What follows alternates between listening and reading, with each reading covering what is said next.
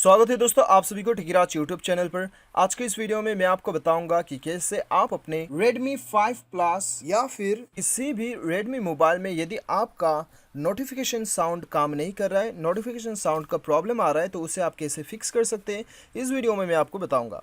Video के साथ बने रहिए, साथ ही साथ चैनल को सब्सक्राइब करके बेल आइकन भी दबा देना।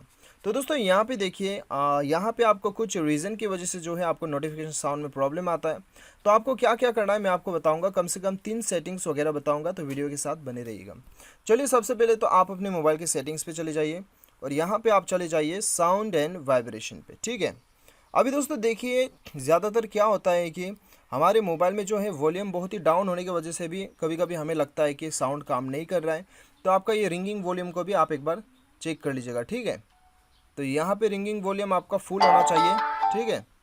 तो दोस्तों यहाँ पे उसके बाद में आप जैसे कि हो गया रिंगिंग वॉल्यूम, और दूसरा हो गया दोस्तों यहाँ पे साउंड जो हो गया आपका डिफ़ॉल्ट नोटिफिकेशन साउंड हो गया यहाँ पे, ये तो आपका अलग हो गया। चलिए हम यहाँ पे देख लेते हैं।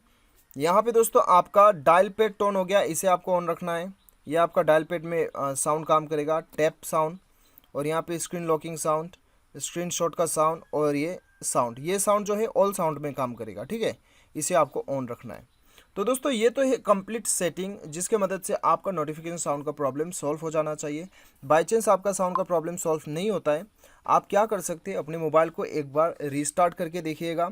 रीस्टार्ट करने के बाद में उसके बाद में एक बार अबाउट फ़ोन पे भी आ जाइए, सिस्टम अपडेट एक बार चेक कर लीजिएगा। सिस्टम अपडेट आया है तो सिस्टम को अपडेट कर लीजिएगा। कभी कभी हमारे साउंड के अंदर में कुछ अपडेट आने की वजह से भी हमारा जो है ये अपडेट नहीं करने की वजह से हमारा साउंड काम नहीं करता है, ठीक है।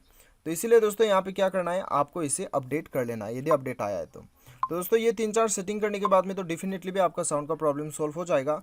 और दोस्तों यहाँ पे फिर भी आपका साउंड का प्रॉब्लम ख़त्म नहीं होता है, तब तो दोस्तों आपका मदरबोर्ड का जो स्पीकर होता है वो ख़राब होने की वजह से भी आपको प्रॉब्लम आ सकता है। वो केस में तो आपको जाके रिपेयर करना ही होगा।